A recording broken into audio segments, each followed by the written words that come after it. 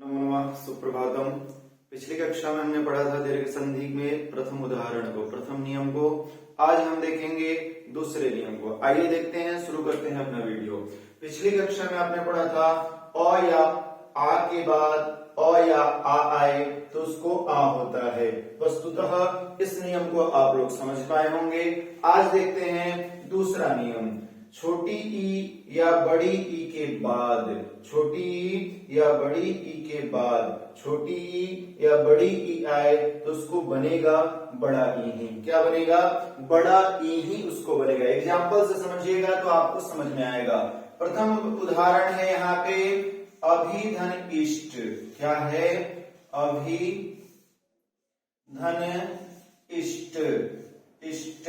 अब ध्यान दीजिएगा, आपने पढ़ा है कि संधि जो होती है प्रथम शब्द का अंतिम वर्ण, दूसरे शब्द का प्रथम वर्ण। आप देखिए अंत में क्या है?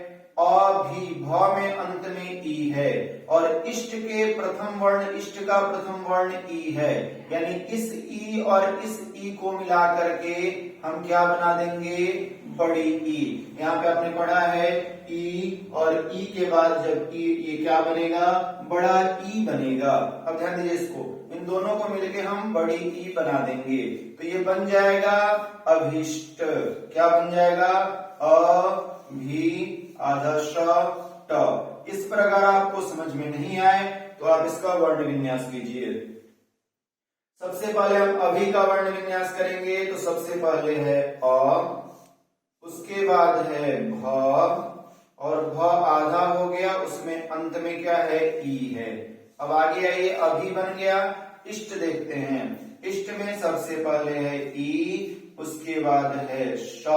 श आधा है इसलिए इसमें कोई, आपने वर्ण विन्यास यदि पढ़ा होगा तो बहुत ही संधि को समझने में आपको सुविधा होगी, क्योंकि वर्ण विन्यास के बिना आप संधि को नहीं समझ पाएंगे।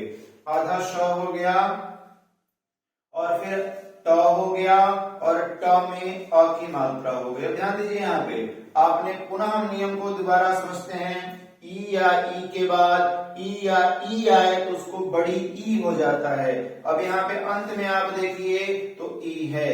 इष्ट के प्रारंभ वर्ण को देखें तो ई है। इन दोनों को मिलाएंगे तो बड़ी ई बन जाएगा। क्या बन जाएगा? बड़ी ई।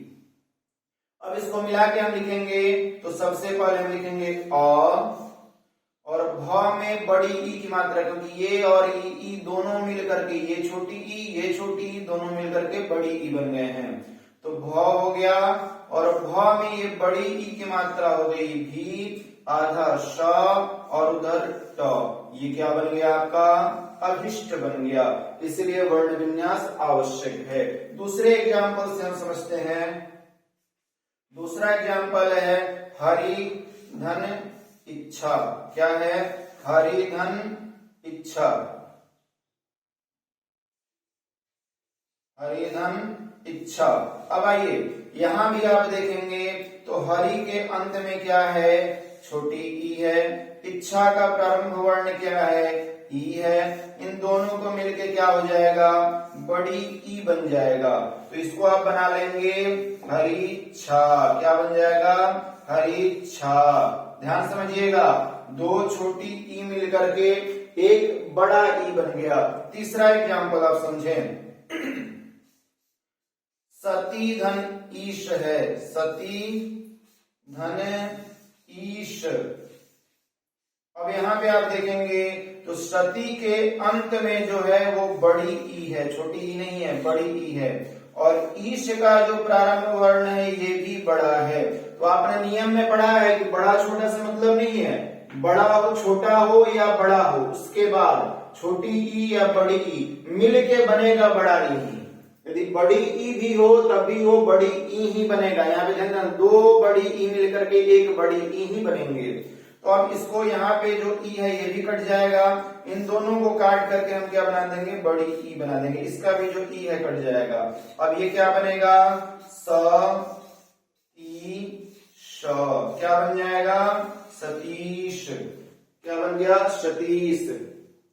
चलिए, मुझे उम्मीद है आप लोग इस संधि को समझ पाए होंगे। कुछ उदाहरण मैं लिखवाता हूं जो आप लोग खुद से बनाइए, उसको बना करके समझेंगे तो ज्यादा समझ में आएगी। जैसे आप लिख लीजिए हरि ईश, क्षमा चाहता हूं, आप लोग लिखिए हरि धन ईश। दूसरा उदाहरण लिखिए कवि धन ईश। इन दोनों उदाहरण को आप बनाएं। मुझे उम्मीद है आप ई के उदाहरण को समझ पाएंगे। चलिए, अग्रिम वीडियो में हम मिलते हैं ऊ के उदाहरण के साथ। दीर्घ संधि के अंतर्गत वो किस प्रकार उसका प्रयोग होता है। धन्यवाद, सादर धन्यवाद।